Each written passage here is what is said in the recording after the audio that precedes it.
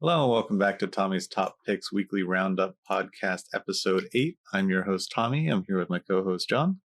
How's it going? Good. It's been a good week. It's been a fun week. Yeah, a lot of fun stuff happening this week. We had our ProQuest, so our main topic this week is going to be ProQuest for Flesh and Blood, Season 1. Week 1. Season 1, Week 1. First results coming out from various places across the U.S., and I think I saw an international one just a minute ago, too. Yeah, it's been wild. It's been fun. I think I played more Flesh and Blood in the past week preparing for this than I have in a while. Yeah, for sure. I mean, and it's such a dynamic meta right now, right? So you don't really know. I don't think even the pros know for sure what they're getting into, which is exciting. That's great. It's like the best times. Yeah, so that's going to be our main topic for the week. But first, we have some plugging to do.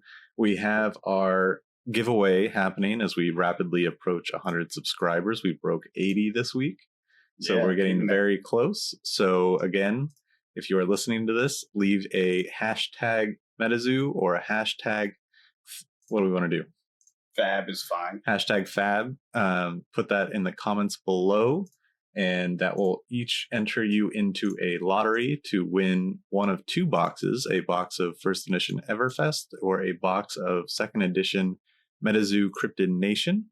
We will open the box for you live on stream after we randomly put you all in a prize wheel for everyone that has contributed. For each hashtag that they have done, we will spin the wheel, and then we will open the boxes, and then we will send them to you. Yep. Should be a good time. Yeah, it's going to be a lot of fun. We're close. Yeah, we're close. Yeah. So how was your week? You pull anything spicy? I didn't really open much this week. Yeah, I was going to say, I was playing. I didn't actually open much. I opened some mail, and I got some spicy pulls on that, but I don't want to ruin that because they're on videos coming up this week that you'll see in the next, I think, 3 days. They all sort of pop out. But yeah, I got some really spicy mail coming up. I did change my format. I'm not sure if those have hit yet, but essentially I decided not to do it if I didn't have something exceptional worth showing in the mail day, because it got boring. I had one where it was literally just like 6 Majestics. I'm like, that was lame. so I changed the rules, and basically if I get a pile of stuff, I'll hold on to it for like a day or two. If I don't think there's anything super spicy into it, if I get something super spicy, I may open it by itself, or I may wait if I have a few other things coming. So there's like more than one thing. It's kind of fun to watch that kind of opening. But yeah, basically just waiting for the spice, and that's what I'll show. It's just I ordered too many cards for like play purposes for that to be fun, you know? Right. Yeah, the only real opening that I did was the MetaZoo pools for Valentine's Day, which was super fun, and I really enjoyed those. I really enjoyed the art of the chippies, especially Loveland. Yeah, my Loveland. Yeah. I know I could have brought it, and I forgot. I forgot about it too, but I'm totally. my head's been in complete Flesh and Blood world all week. Agreed. Same. But I did order 2 collection pieces that I used this weekend: Cold Foil Winter's Whale and the Stalagmite Bastion of Isomoth, because I played Starvo in ProQuest. Unfortunately, my Cold Foil Winter's Whale came bent, so the entire thing was just bent. Was it damage bent, like creased, or was it like, oh, that's a shame? Did you contact the seller? Yeah, and he was like, oh, I'm sorry, you'll have to fill out a thing with USPS. Oh, an insurance claim or whatever. So I put that in. I paid, I think it was $60 for it, and then the insurance was $50. So I might get it for $10. We'll see. I'd be happy. You should definitely push on him, because there is a guarantee. This was through TCG Player, right? Yep. Yeah, they have a guarantee like recovery thing. So if he doesn't give you some sort of refund and work it out with you, contact them and they'll sort you out, because that's what they've done. And I've been on both sides of it, where my package got destroyed on the way to someone. Right. And I was just like, here's they basically, because the way they do it, if he sent it correctly, they'll pay him the value of the card and pay you a full refund. Gotcha. That's how they do it if you do it right. Now, if he didn't do the correct things, like insure it properly or He did. He did. Track it. Yeah, he had to do certain things because there's rules as a seller that you have to do. And if you don't do those, they're like, we don't guarantee things. You don't follow our rules, Right. But yeah, I mean, it was in a top loader, and the top loader was surrounded by 2 pieces of cardboard. Whew, that's crazy. That got bent. Yeah. Wow. But the whole cardboard and the whole top loader were bent too. Yeah, that's nuts. So I've gotten a lot of packages, and I've never had anything like that with a top loader. It was bad. Wild. But yeah, so then our play this week was just practice for progress. I made so many different versions of the Starvo deck and tried so many different ways, and I think I picked the wrong one, but it was still fun. Yeah. So do you want to just let's just jump in. Yeah. So how we did? Neither of us did spectacularly. I did horrible, like god awful horrible. It was fun, but no, I was literally the worst in the room, I imagine, because I lost literally every single game. The only win I had was the bye. Yeah. So you were playing Briar. What were your matchups? My first matchup was a Starvo, and it was the person who ranked 4th in the SCG cons. So that was not a good start. No. Not for me, at least, because I don't have that many reps against Starvo with this deck to begin with. And particularly not one against someone that is really, really good. Right. And he was late to the match by like 10 minutes. It was just like a very awkward start. Wait, so did he get a penalty? No, the way they do it, the way they handle it is he offered him an additional 8 minutes. So he did not get any penalty.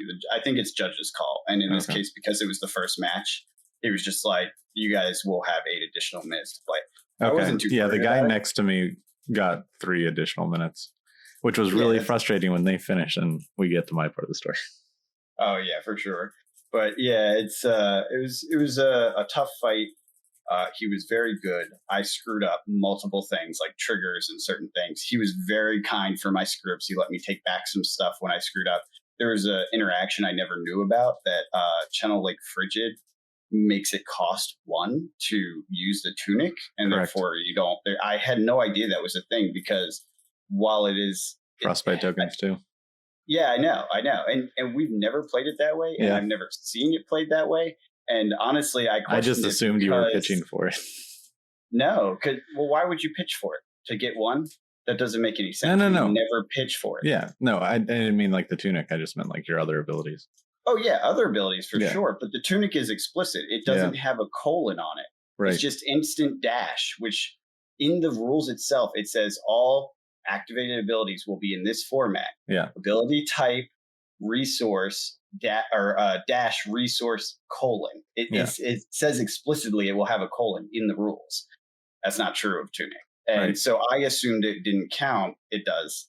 There's a ruling on it out there. I think it's because it was an older print of the card or something. They've changed it. Oh, maybe the crew version. I think the earlier cards, they didn't quite follow that format 100%. So, because I found another example of it. Anyways, rule I didn't know, didn't realize. Yeah. Threw me off because I had a whole turn based on using that resource. Right. Planned out. And then, and he called a judge over. He was really cool about it, though. Yeah. Like the opponent was like, "Oh, you just take your whole turn back. Go ahead and redo what you're going to do." I'm like, "Yeah, I'm totally screwed up anyway, so I'm not sure what I'm going to do." He was very cool about it. It was a very good, like, well played game, like good game, sort of thing. I played horribly. But I mean, this was the first event we both played in that wasn't just our local scene. And it was serious. There's a lot of people there, real serious players. Yeah. So we had at least 2 or 3 of the people that top 8'd in SCG Con there. Yeah. In the room. So it was a little intimidating. I won't lie. I was a little freaked out. And then by the second game, I didn't care. Like I was just like, okay, let's just play to have fun. Forget about it. I knew I was going in bad anyways. Like the day before, I was like, okay, I'm going in to lose. Yeah. Because I'm coming in with Briar against Bravo, Starvo, whatever. Not a strong matchup that I can figure out. Like I haven't found a way to be very powerful into that matchup. Right. And but I'm here to just play some game and have fun. And then I just kind of and play against people that we normally wouldn't have the opportunity to play against. For sure. Yeah. The rest of the games were really good. That was the only one where I got like spanked, real bad spanked. But the rest of them were real close, like down to the last turn, essentially. That's good. So yeah, it was good. It was fun. I had a good time. What about you? Mine Tell was some of your horror stories. I had some. Oof. Okay, so the first game I played against a Viscerai, and it was my first. Like I said, it was my first really competitive event because all of our locals are fairly casual, and so this was the first time where we really had like the 55-minute time lock, and this went to that. And I didn't realize, like he had said, but the judge was talking a lot at the beginning, and a lot of it I was just kind of like, all right, let's go, I want to play. And I missed the part where he said each turn is 60 seconds. No, he doesn't say he that. Didn't say that? He didn't say that. Okay. No. What he did say is that if we go to time, right, you'll get the warning, and that means there's one turn left. Right. That's the part he said. Whereas I think historically it was a 3-turn rule, but they've since changed that, something like that. Yeah. But I didn't know the rule about 60-second turns. Yeah. So my opponent was taking multiple minute turns, and I was just like, this is fine. Like, I'm having a good game. This person I'm playing against is very nice. I'm enjoying talking with him, and we're having a fun game, and it's very back and forth, and it's very close, and it was a close game the whole way. And then I had the advantage at the end. I drew one bad hand. He drew one really good hand. I had a Crippling Crush in Arsenal, so I had to use my hand to block, and then it was time. And then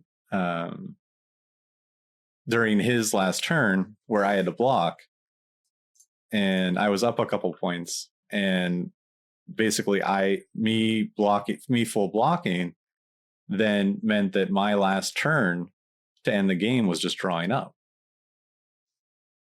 And so when I drew up and ended my turn, that was it. It was a draw. And I had the Starvo power, so I could have come in with Crippling Crush for 13. Dominate. Yeah. With 3 health left. Yeah. And it was, so that kind of just sent me in a spiral because I was mentally exhausted from the game. Yeah. And then I had to go directly into the second game, which was against another Viscerai player. And so no break, just full speed into the second game. Another very nice player. Enjoyed getting to know him, enjoyed playing with him. This one went a lot faster. But there was a couple just inconsistencies in my deck that I'm going to be figuring out for our next ProQuest event. So there was just, and I don't know if it was the way I shuffled. I did like the 6 stack, and then I did like 7 shuffles. I thought I was like good. Yeah. But I drew a hand. My second or third hand was 2 Crippling Crushes and 2 Oakenolds. That's a little rough. So, and then I basically had to crown them out. Right. Like, to just get these out because I can't play them. Or I pitched 3 and then to swing my hammer without a whale, without a frost, and then they're clumped again at the bottom of my deck. Wait, isn't Oakenold? Oh no, it's a Guardian Elemental card. It's not actually because it's one you fuse into, not a fuse. Yeah, it's an Elemental Guardian card. Yeah. And so I just had 4 big swings in my hand. And then, so I finally got those out. And then my next hand is 2 Frost Fangs and 2 Blizzards. So I have 4 ice cards, all blues, 2 non-attacks, 2 non-blocks. What? Everything's going well. Yeah, it was just so frustrating. So needless to say, I lost the second match to the Viscerai in about 20-25 minutes. And but again, I had fun. I had some good turns. I did get him low. I got him under 10, and just didn't have it because those turns really messed me up. And he had some really explosive turns, and I really want to learn Viscerai just so know thy enemy kind of a thing. Yeah. And so that might be the next deck that I practice with, not play in ProQuest. I do plan on continuing to play Starvo, but I want to learn these Viscerai decks because I'm going to be seeing them, so I want to start playing them. And so that's going to be my next journey. You need to understand it. Right. And so he was he was very nice, and I enjoyed playing with him. So when we finished the game, he was like, "Hey, we have time until the next round. Do you want to play another?" I was like, "Sure." I beat him in like 6 or 7 rounds.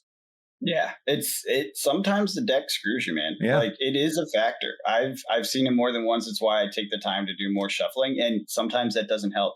Right. That was what I was talking about with my one opponent. I was like, I know I shuffled this, but I just got 2 turns of 3 blues. Yeah.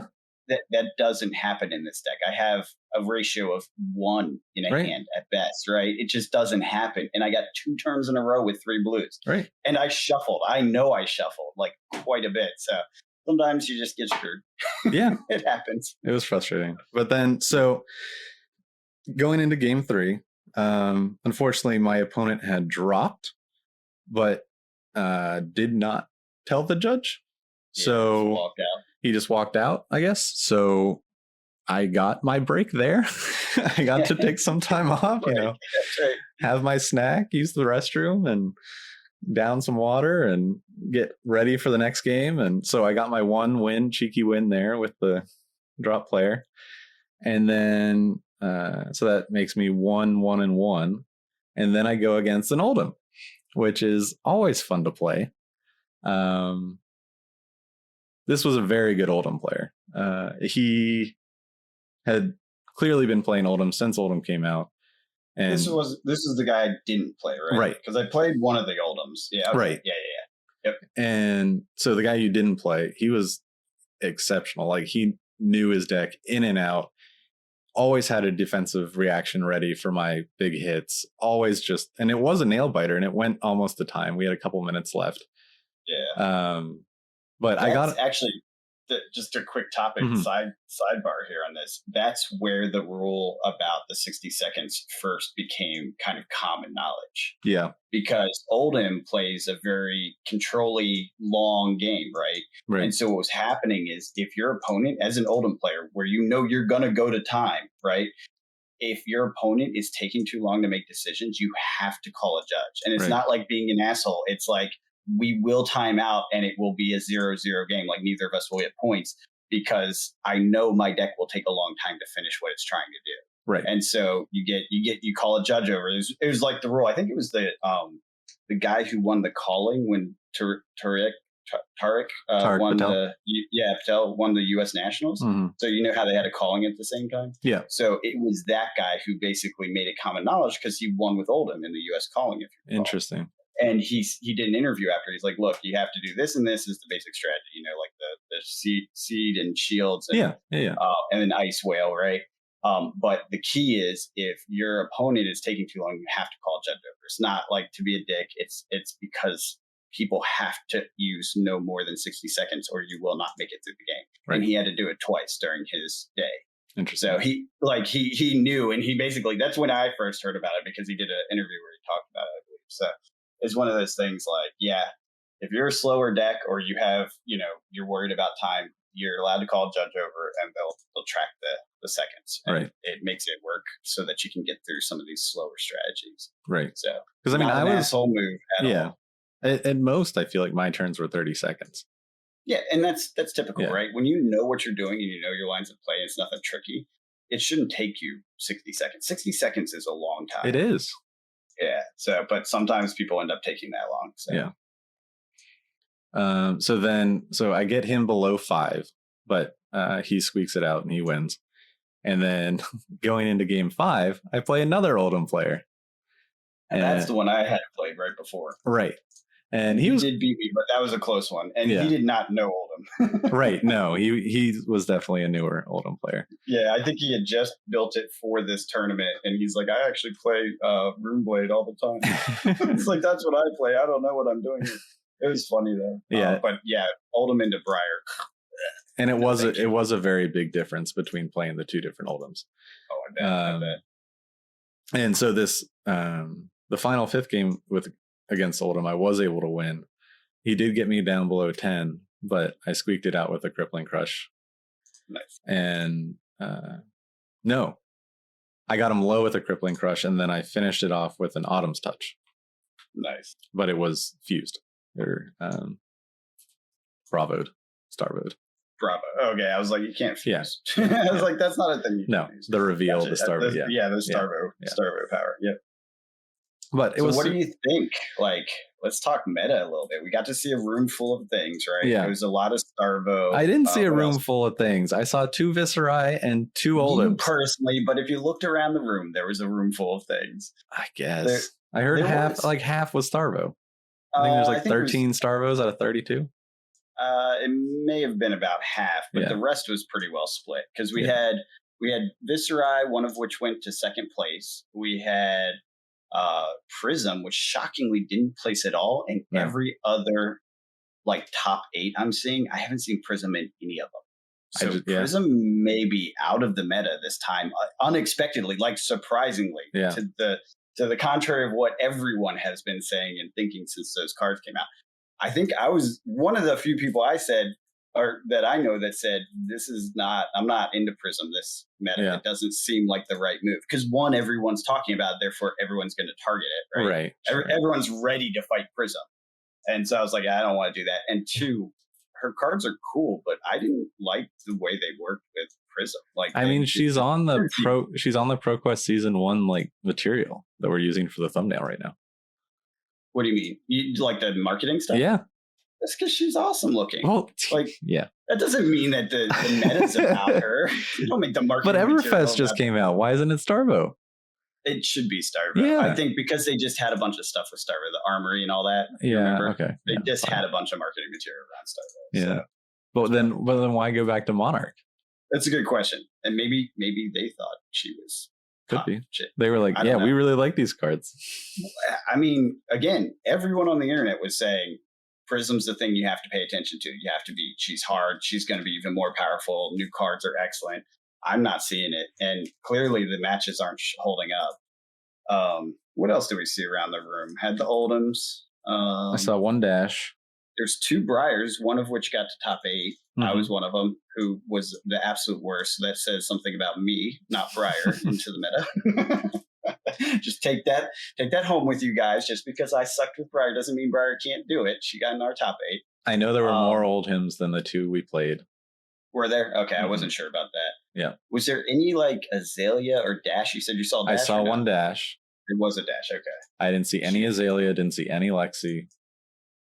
Yeah, I didn't see Lexi either. You think Lexi would be kind of good into this? Anyone that does ice stuff would jack up, Starvo. You would think.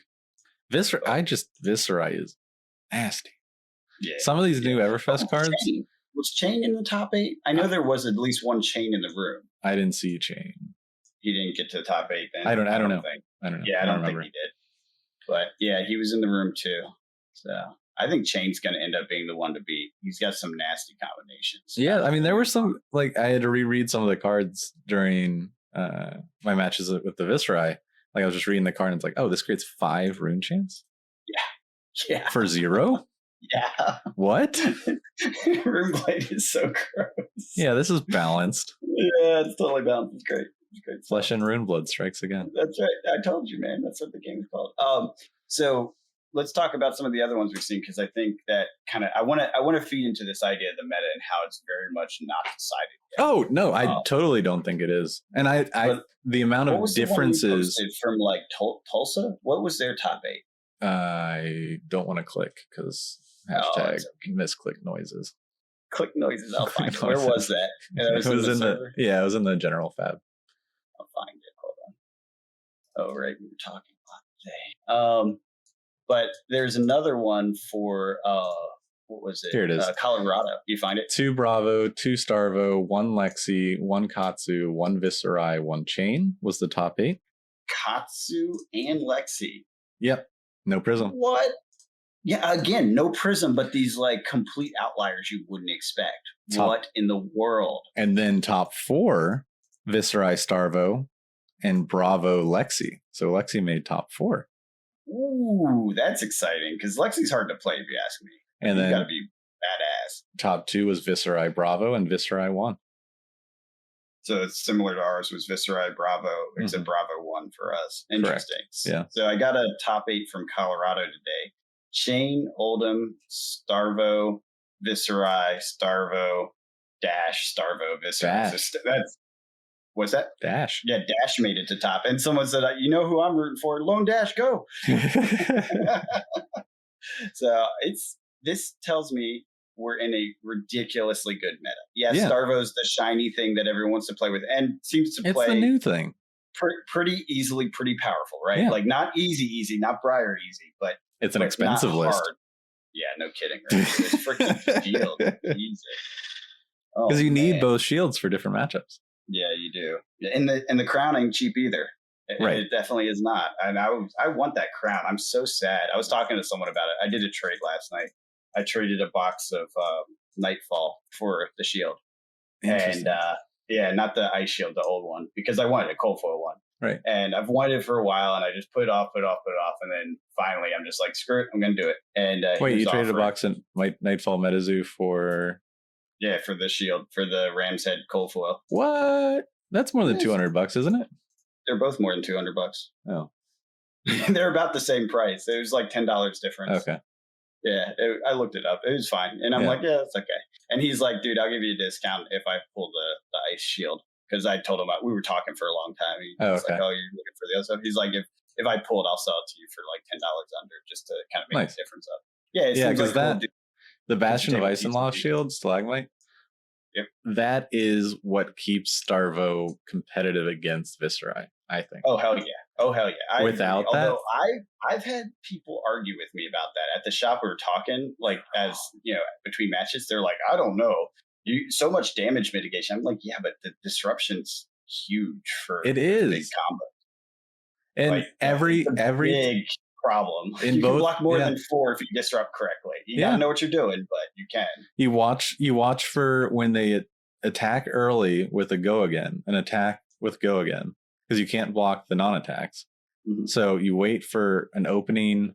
They have when they have a full hand because they didn't defend and because they like their hand, and they start off with an attack with go again. You just shield it. It's you shield it, and then you see their eyes. They just go wide, and they're like, "Oh." And then, after the game, I was talking to both the players, and they were like, "That shield, that shield." And that's the thing. If they try to recover by playing a non-attack action, you can use that shield a second time. Yes. Yep. But I mean, then the shield's done for the game. Well, yeah, but if they're trying to pull mega combos off, or they have a way to recover, say they just have a few more resources or a tunic or something. Well, I guess the tunic gets screwed. I forgot about that. Yeah. It's cool. It's a good meta. Neither were playing tunic. Both were playing Skalana. For the Viscerai, that's what you do. Yeah. Interesting. Fun stuff. Yeah, it was a lot of fun. I'm looking forward to our next one. So our next one's going to be March 5th. So we have 1 weekend off, and then. Oh, we do? Mm-hmm. Oh, I thought it was next weekend. Nope. That's excellent. 2 weeks of practice. 2 weeks of practice for this. Good, because I retired my Briar list. Changed it up. Yeah. So part of the reason I did so horribly is because I had one focus in the beginning, did a lot of practice with that, and then switched over to Briar kind of last minute. It felt like. Got some reps in with it, but not nearly as much as I wanted. So should have brought the dash. I'm going back. Good. I rebuilt dash. I started playing today against Katsu. Good. And he was misplaying mask, and I didn't realize it the whole time. Yeah. Also, I think just a piece of information that I figured out this week, and I think will be very helpful in the next 2 weeks, is the amount of games that you can just get in on Tabletop Simulator opposed to webcam. I think will be very beneficial for us. I guess that's just because you suck at building decks. No, because it just takes a long time. It does. I can build a deck from nothing in like 30 minutes. I've done it so many times now. How? I don't know why. How are your cards sorted? Not very well. I don't. Because I just know where my cards are. Like I'm like, oh, those cards were in chain, and I put the chain scraps over in this box, and then I find that, and I'm like, okay, here they are. And then I'm like, oh, those were in that Briar that I had before, so that's in the red box. And then I go and I'm like, I need this equipment. Occasionally, because you're always playing Runeblade. Well, not always, but yeah, that's a factor. But even my dash deck, I was able to pull together in 30 minutes today, and it's a different deck, completely different. It's like kind of the opposite of my previous deck. So I don't know, man. This stuff sticks in my head where cards are. Yeah, but I like the ability to just be like hover over, look at the card, read. Yeah, there's some. We'll see. We'll see. Resetting. Give it a shot. Well, and the one thing that is good is you can like scrap and redo decks. You can play against different decks. Like I could be like, all right, you're playing Prism now because I want to see like some of the playthroughs, and you just have to kind of figure it out. Whereas right now, webcam wise, I can't play a Prism because I'm the only person that plays Prism in our group, right? Right. And no one else has a deck and all the stuff together and all that, you know. So that would be a way. That would be a way. There's some back there. Yeah, proxying. Yeah. Oh, I do too, but more in person than over webcam. Whatever. Anyways, anything else you want to talk about with ProQuest? I mean, I'm trying to think what else is very interesting. You want to dig in a little bit to some of the market stuff that's happened? Sure, if you have that handy. I do, and it's pretty interesting because I was watching it last night again while I was doing this trade. And I was talking to people in the trade channels. So Eisenloff, I damn near got it for $100. I like put it in my cart, and I got distracted by something. We were chatting or something, and when I went back, it was gone. Like someone else had bought it, and it was $100. Now it's at 116. It jumped back up to 110 by the time I noticed it. So I thought that was pretty interesting because it dropped momentarily, but then it got bought back up to that point. The Vala high is at 430 now. Last night it was over 450, so it is bouncing around a lot between 4 and 500. The full art, the extended art Winds of Eternity and Pulverized both jumped like crazy yesterday. Now I don't think that has to do with the gameplay stuff, but it's just interesting to pay attention to. It was 200 for the extended art Pulverized. It doubled in price like overnight. That's so crazy. There's definitely I was expecting that one to plummet. What, Pulverized? Why? Just the extended arts as more stuff got opened. Oh no, they're rare. They're hard to come by. The majestic ones. Yeah. The rare ones are they're all like not worth much. They haven't held value. But the majestic ones are very rare. They're hard to come by. So they're holding up in price. Yeah. It is interesting. I would not have expected. I thought 98 was high, and so I was just like, all right, I'm happy with that because I pulled a Pulverized full art. Yeah, and it's 150 today, by the way. Though it dropped down like between 200 and 100. So it's probably just a supply issue. I think it's both a supply. Because how many are on the market? Right now, there's only 6. Right. Only 7 of Winds of Eternity. But the thing is, if there are not more waves of first edition coming, that's it, man. Yeah. That's it. It's like, because everyone should have their boxes by now. You know? Right. There's no reason for them not to be listed if people are going to list them. So there's very few. It's a very illiquid market. In fact, the Vala High got 24 listings. I think the extended arts may be harder to come by. So, okay, here's a prediction. Sure. Middle of March, we see a crash in singles. Let's see. Why would it be March with Pro Tour coming?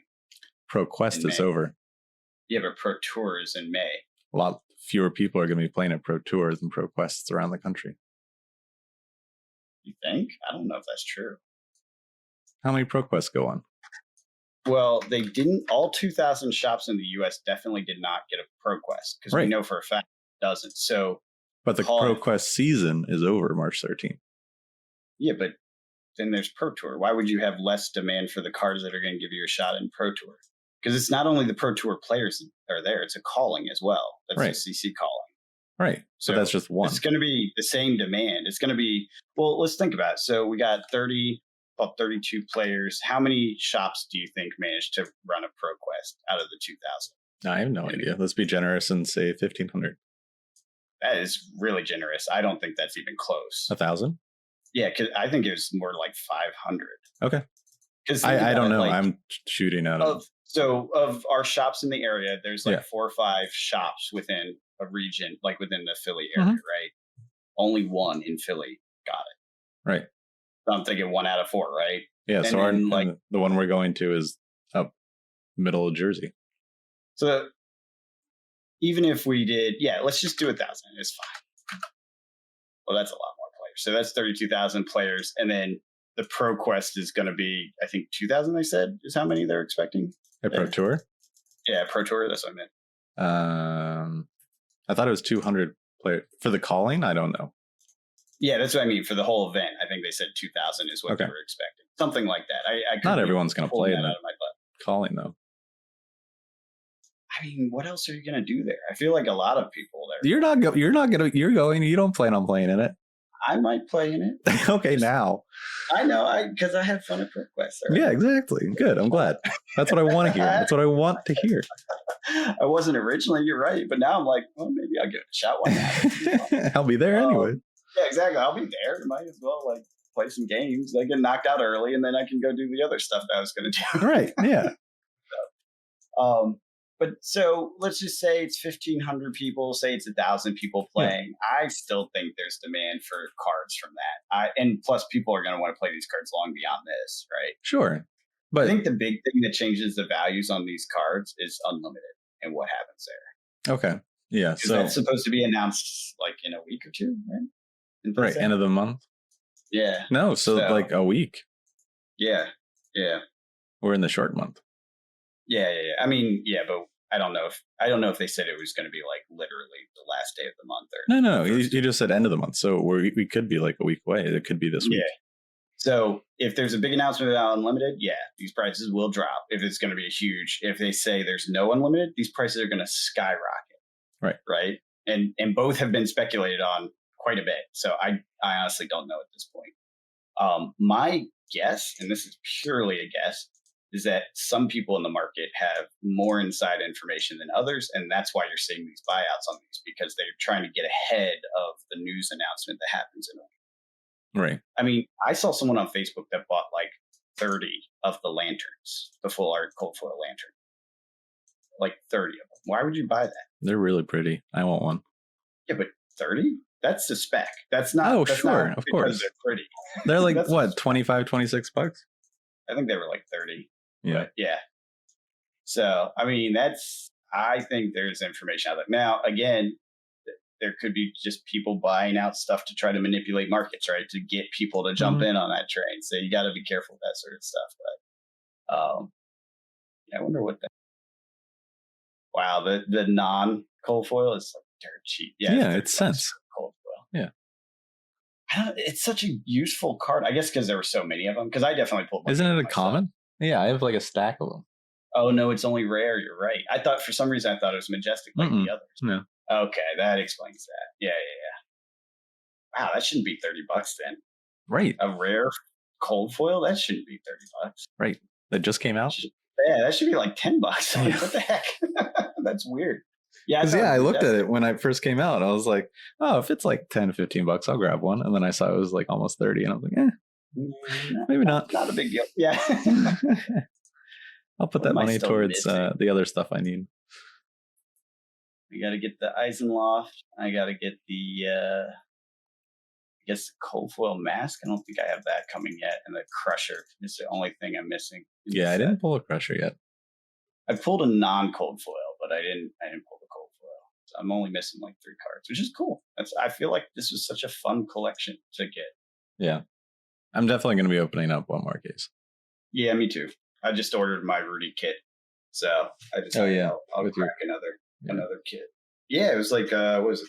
Oh, I'm not supposed to say. He said explicitly not to share. Yep. So, yep. It's a good deal, though, for gym holders. So, paying my dividends out for buying that crazy card. As you should. Well, yeah, totally. Why not? What else? Anything else? I don't really have much regarding ProQuest besides we're going to be doing a lot more practicing. I feel sorry for all our MetaZoo followers.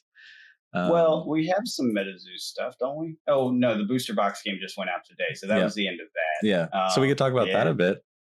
You want to talk about, so you did the booster box game with 6 boxes of MetaZoo. Did any of them fail? Or did you just stop because you went through the whole case? Okay, so technically one failed by the rules I originally set. Okay. But what I did, because I thought it was only fair since I realized I was undervaluing everything by not including the reverse foils or not even looking at them, because there are some that are worth like $10. Yeah, totally. Which I didn't know. I just assumed reverse foils were always dirt cheap, right? Nope. Yeah, I found that out. So what ended up happening is I was like, okay, well, I'll just look these couple cards up, because there's 2 reverse foils that I don't think I'd ever seen before. I didn't remember. So I was like, I've never seen these. That means they got to be kind of rare. Maybe they're worth something. Mm-hmm. So what I did is I looked them up and a few others, and really just those 2 or 3 additional reverse foils put me over the top. I think it was actually only 2 put me over the top, because I was only like $3 under. Okay. So like the worst box out of the 6 box half case thing was breaking. Yeah. That's like, wild. Crazy. There's so much value. And actually, speaking of that EV, Everfest is too. Everfest is a money-making box right now.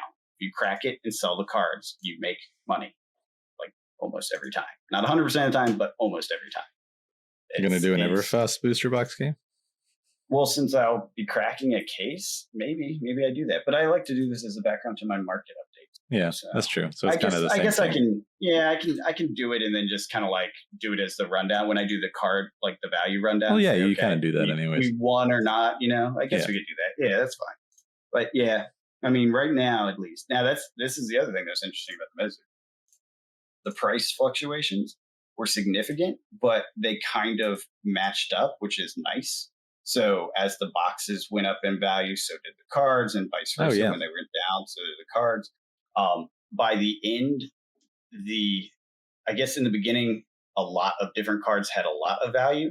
And then by the end, it had centered around certain core ones that you would expect. So some of the ones that you didn't think were valuable, or that you thought were valuable, became less valuable towards the end and basically didn't make the cut in the last few boxes. Right. And then the other thing that was interesting is the, what was it called? The reserve list cards. In the beginning, people were not valuing Blood Ruby at all. It was under $2. By the end, it was over. So people started to realize, oh, wait, this is kind of going to be a special card. So pretty interesting to see. Got lots of frogmen. That was awesome.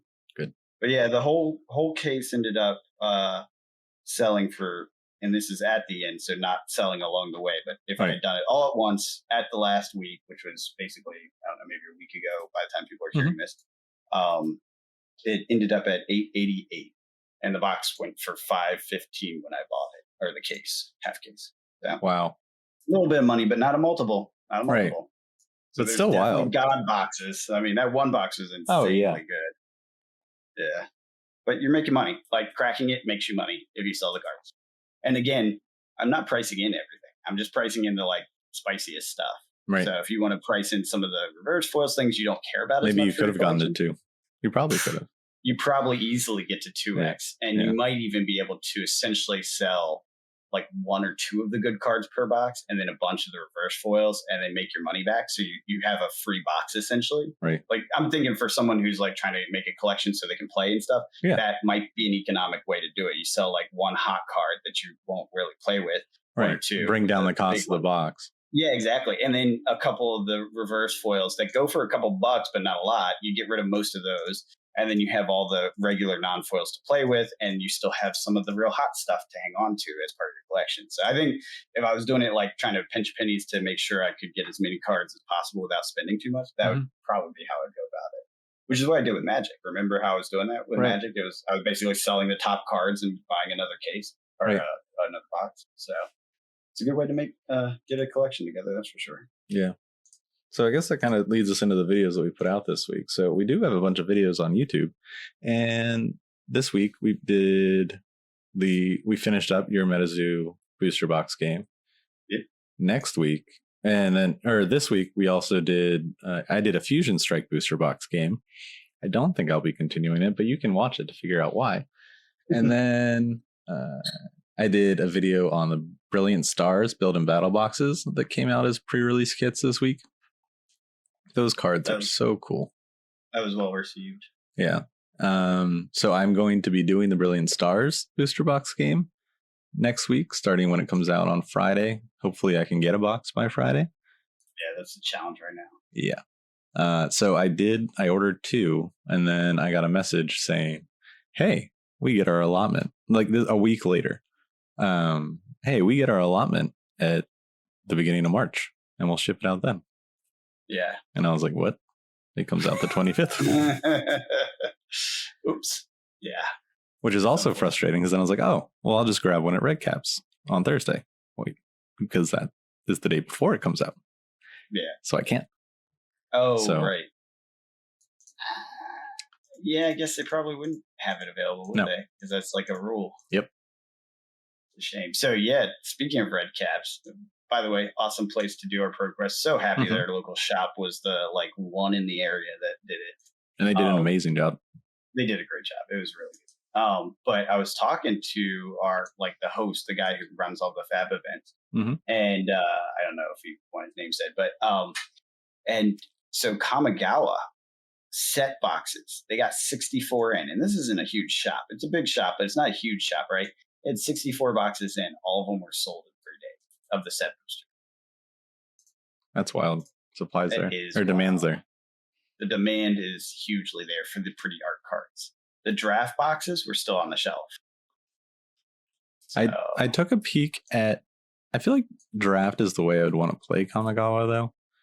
Yeah, I think it would be a fun draft set to play. That's what people are saying. Yeah, I'm going to grab a couple of draft boxes.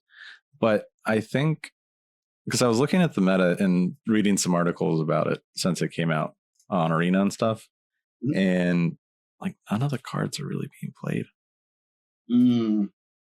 Now, I don't know if that's just a standard set, right? So it plays into the standard pre-conditioned situation. Right. And so draft sounds fun. Draft does sound fun. Yeah, that's the way to go with that. But I mean, even Rudy said that. He's like, guys, don't leverage yourself out on Kamigawa. It's a standard cycle set. Right. They print a ton of this stuff, and it's not like you're not going to make 2-3x in a year. It's not happening. It's a standard set. Get it if you want to play. 3 or 4 waves of it, man. Yeah. Yeah. But yeah, it'll be $80 on. It'll be $80 on Amazon in a couple months. Absolutely, 100%. I did buy a couple of set booster boxes to open for the channel. I wanted to, give people the experience of seeing it open. Yeah, I want to see it. Bought them online. I would have bought them at the shop, but they were not available. So I bought them online, and so I'll have 2 of them hopefully this week. That's the plan for the video. One of the videos this week is to put that out, but I don't know if I'll get it in time just because shipping and demand and all this stuff. So. Right. What else is coming out?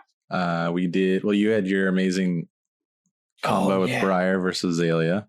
That was fun. I did not pull that off in ProQuest. I was very sad. I did talk to several people about how it was possible, and they were all blown away when I showed them how the combo worked. Yeah, that was just mind-boggling. So it's your mount channel mount whatever heroic turn, right? So you get the +3 on everything you swing with, and it's Force of Nature, which if you confuse gives you a +1 to your next attack, and it says any attack that has a higher than its base level attack this turn, if it hits, draw a card. And so I hit with the next attack. I drew into a second Force of Nature. And I still had the cards I used to fuse the first one. So I fused the second one, and then I swung with a 0-cost attack because my deck is mostly 0 cost. And when that one hit, because you remember I'm getting +3 from the mount, I'm getting +1 from Force of Nature, and then it's swinging probably for 4 or whatever, right? And when that one hit, I got 2 cards. And guess what happens when you get a draw cycle on a 0-cost deck? Goes berserk. You keep going. Ended up with 30 plus damage. I think we calculated it out, and I could have kept going for at least 2 or 3 more swings. That's wild. Maybe even more. We didn't bother going all the way with it, but yeah, 30 damage in 1 turn. That was a personal record. It is not something you can repeat intentionally, or at least I'm not skilled enough to repeat it intentionally. You gotta up your pitch game, John. It really is, but the problem with that deck, if you're going through I think there's too many cards involved to do that. You're already dead. Yeah. This deck, it should not get to the second run through fully. Right. So pitching for it is the hard part. What you really got to do is arsenal and save up part of the combo and work towards it. But if you do too much of that, you end up falling behind it. Sure. Then you had your market update. I don't know if there's anything special you wanted to touch on with that. I mean, I think we touched. Yeah, Yeah. I was gonna say, I think we touched on the update to my update since then. What's happened? So that's cool. We'll talk more on Thursday. Yeah, and we talked about your mail days. You'll be doing those. Yep, spicy stuff only going forward. Yeah, and we talked. So this week we'll be doing, if I can get my hands on a Brilliant Stars booster box, I will be doing that. The possible Kamigawa when it comes in, and I'm sure we'll be doing some Flesh and Blood gameplay because we'll be playing a lot over the next couple nights or the next 2 weeks, trying to get. So you might see me playing Starvo, and you might see me playing Viscerize, so that I can learn my enemy. Yep. I'm gonna have to do that on Tabletop Simulator because I do not have all the cards. Tabletop makes it easy, right? Yes. Yeah, that's a very good point. All right. You've sold me. Sold me. And yeah, so you can find us on YouTube, unless there's anything else you want to talk about. Subscribe, hit the bell, get the notifications, all the things. Be a patron. We're very close. Yeah, we're very close. Yeah, go back. So our videos, subscriber. Yeah, our videos. You can just go back and watch some and then listen for hashtags. And then so each one enters you in for a slot, and we're getting really close, and we're going to spin a wheel, and every hashtag you have is your name on the wheel in another slice. Yeah. So the people that have been longtime fans and have been doing the hashtags all the time, they're going to have like half the wheel if other people don't get in there and start putting in significant amounts. There's going to be a lot of the same name on the wheel. Yep. So here's a bonus one. Do hashtag I made it. I made it. And that will enter you into both of them. If you put hashtag I made it, you made it to the end of the podcast. You listened to us talk for about an hour. Put hashtag I made it, and there's your third hashtag for this video. There you go. Yeah. So when we're at 100, again, we're gonna open the 2 boxes, or spin the wheel, figure out who's gonna go, and we're gonna open them live. I think we should open them live. Yeah, that's fine. We can do that. That's fine. Don't want anybody thinking, oh, well, you just pulled a spicy box and then you held it. Right. So we will open the boxes for the winners live. And then what else did you want to do? I'd say just, leave a comment about your ProQuest. How did it go? I want to hear like top 8s. I want to know what the stats look like. I've been following it pretty closely, and I'm going to continue to follow it closely because it's going to affect the market. It's going to affect the meta and how it plays out. Mm-hmm. I don't think Starvo is as unbeatable as Briar was. So I absolutely not. Really cool, healthy meta this time. So I'm super into how this turns out. So post your local top 8 or your ProQuest top 8. In the comments. I just want to see it. I'd love to hear about it. And it'd be really interesting to basically just search all the Flesh and Blood cards by hand disruption cards and see who has the most hand disruption in their arsenal. Ice. Okay. That's what I did, actually. That's what I added to my deck to go against Starvo. Was essentially anything that said discard a card that was compatible, I added. Yeah, and that's why I want to add Pummel into my deck, because to go against for the mirror. Yeah, for the mirror match. Because when Oldham, or when in the 2 Oldham matchups, whenever they pummeled, I was like, well, crap. That's a very good card against me. Because I don't have a defense reaction in Arsenal. Yep. And even if I did, I'd be pitching for it. And it still gets a card out. Yep. So either way, you play that pummel, either way, Starvo is losing a card in their hand. And Pummel's available for everyone. You don't have to have just a hammer to use it. Right. So definitely an include into this meta, assuming Starvo stays like. I didn't think about that. Yeah, everyone could be running Pummel. Oh, and they are. I don't know if you've seen some of the lists. They are. And I don't know how many people know to run it against Starvo, because a lot of people are net decking. But yeah, that's the anti-Starvo part. No, actually, it's just bad. Never mind. Scratch that. Didn't say that. Don't listen to me. Don't listen to the man behind the curtain. Just to delete that part of Pummel is the worst card against Starvo. It actually feeds him, makes him stronger. Yeah, I think yellow is the one everyone recommends, just so you guys know. All right. Well, that's it for us. Thanks for listening, and we'll see you next week. Have a good one.